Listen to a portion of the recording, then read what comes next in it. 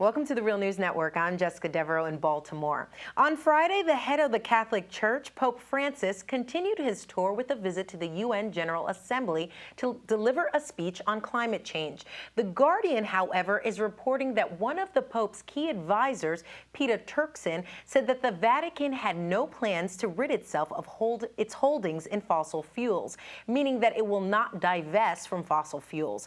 He said instead the Vatican will be focusing on personal issues of life and death, and that specifically meaning the death penalty and abortion.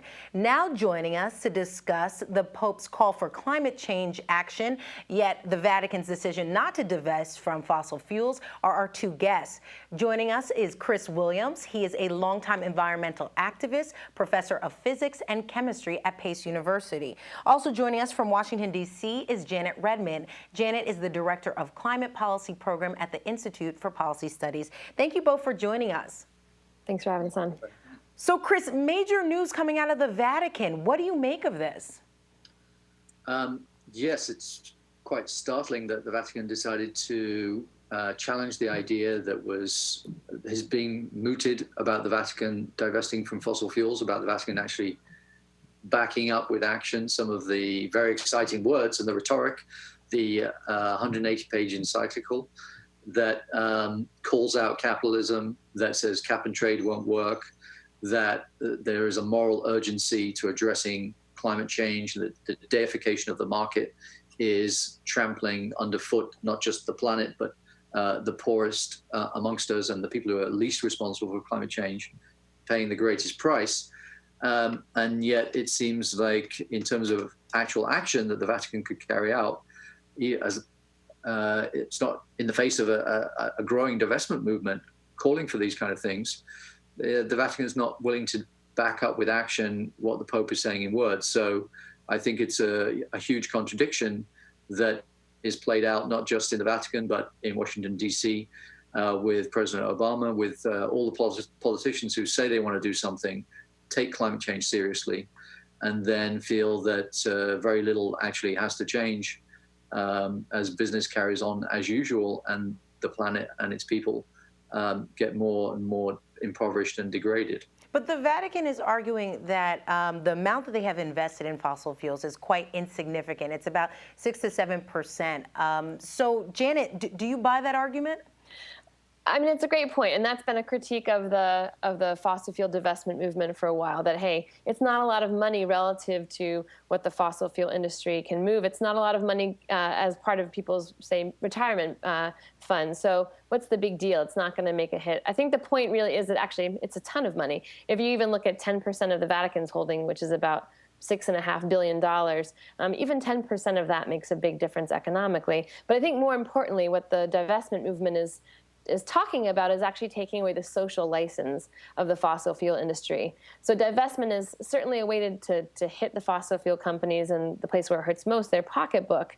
But more importantly, it's a way of saying fossil fuel companies, oil, coal, gas, the investment firms that make capital available to do the work of extraction, of combustion, of polluting our atmosphere and polluting our family's health is not okay.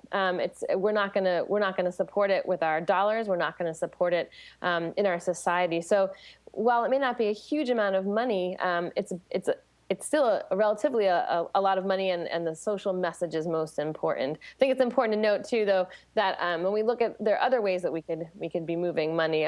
We've just completed a study that showed that actually the CEOs of fossil fuel companies in the United States, the top 30 fossil fuel companies, are receiving about $6 billion in bonuses this year. So that kind of executive excess needs to end as well. But the investment movement certainly is one way that can push the message of saying no more social license for the fossil fuel industry forward. Let's talk more about the divestment movement. Chris, do you see this news coming out of the Vatican as a blow to that movement?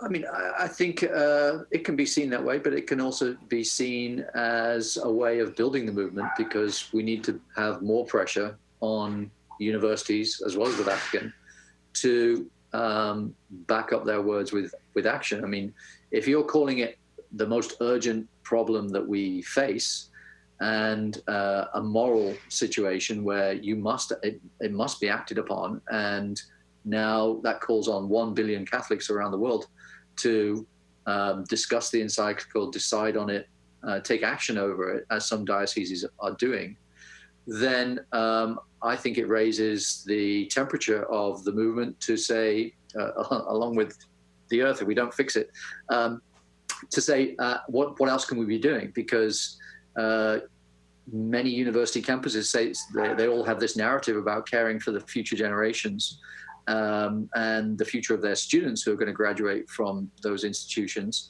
And yet they also are resisting these calls for reasons that Janet went into, because they say, well, it's not much money, but it's a question of how do we build the movement? And this is one way of building a movement, because ultimately the only way we're going to win any change, and this is the other thing that is good about what the Pope is saying, is that he's linking the ecological damage caused by capitalism to the social damage caused by capitalism. And we have to solve both questions at once. And that's absolutely fundamentally true. And so we're going to do that in the way that we've always done it and won things in the past, which is through the formation of mass movements organized around clear principles and priorities. And I think the divestment movement is part of that reality.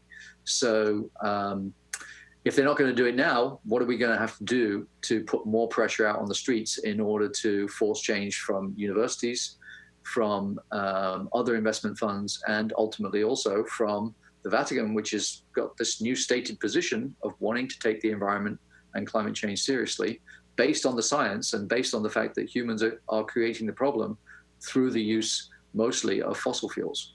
All right, Chris Williams, as well as Janet Redman, thank you both for joining me. Thank you. And thank you for joining us on the Real News Network.